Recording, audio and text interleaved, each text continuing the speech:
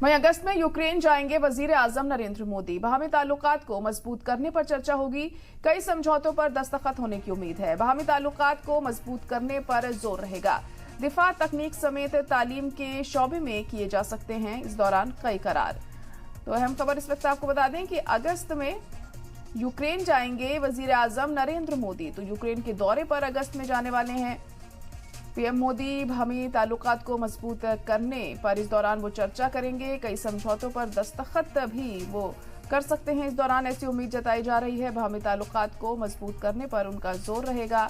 दिफा, तकनीक समेत तालीम के शोबे में कई करार इस दौरान किए जा सकते हैं। तो उनका ये दौरा बहुत अहम माना जा रहा है। संबंधों को लेकर किस तरीके से यूक्रेन से रिश्तों को और मजबूत बनाया जा सके और क्या कुछ अहम चीजें इस दौरान देखने को मिलेंगी, चर्चा होगी, ये देखना होगा। तो अगस्त में ये दौरा तय पाया गया है जब वजीर आजम नरेंद्र मोदी यूक्रेन जाएंगे। बाहमी ताल्लुकात को मजबूत करने के लिए इस दौरान वो चर्चा करेंगे और कई ऐसे मुआहिदे हो सकते हैं जिन पर दस्तखत किए जा सकते हैं। बाहमी ताल्लुकात को मजबूत करने पर जोर रहेगा।